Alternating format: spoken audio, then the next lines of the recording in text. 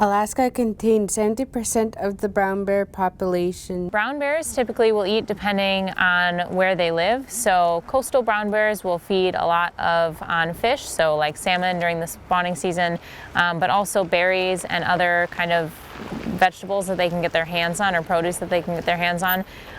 Brown bears that live in the interior of Alaska probably don't get as big because they don't eat the kind of like the fatty proteins like the coastal brown bears would, but they would still kind of feed on other smaller animals like hares, ground squirrels, those kinds of things, and also rely a lot on berries and other kind of roots.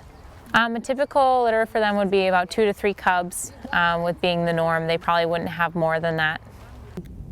The mating seasons between May and July are usually the breeding months. While she's hibernating in between the winter and spring, she'll be giving birth to brown bear cubs. When they are born, they are blind and without hair. Hit maturity and reach adulthood, they can weigh, depending on their gender and where they live in Alaska, they could reach in between 600 and 1,500 pounds. So it's one of the most dramatic weight ranges in Alaska, from growing to be 1 pound to this large, to the 1,500.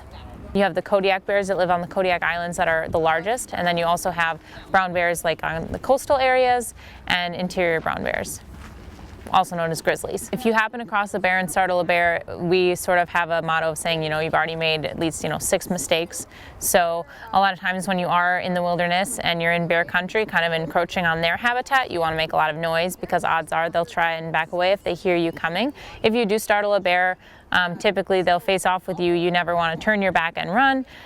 You can always look at kind of like their ears and see what kind of motion they're doing, whether they're standing or on all fours. And that'll give you an indication of what you should do in that situation. In the wild, they could live to their late teens, early 20s, but in captivity, just because their life is not full of strife as it would be in the wild, they can live actually into their mid-40s. What's specific about our animals here is a lot of people do ask questions, even if you get them as cubs, why can't you release them into the wild? And there's a couple different things surrounding that. One of them is that it's illegal for a bear cub to be in captivity and then be released into the wild, because they've already learned that humans are a resource for food and care. So that is illegal, but also in the sense that during their first few years of life, their mothers teach them everything they need to know about being bears. And so once they've kind of been abandoned by their mothers, or their mothers have been separated from them, they no longer have the proper skills. They were never taught how to be bears, so they're not exactly as wild as you might encounter in the wild. So Hugo is our 16-year-old grizzly bear.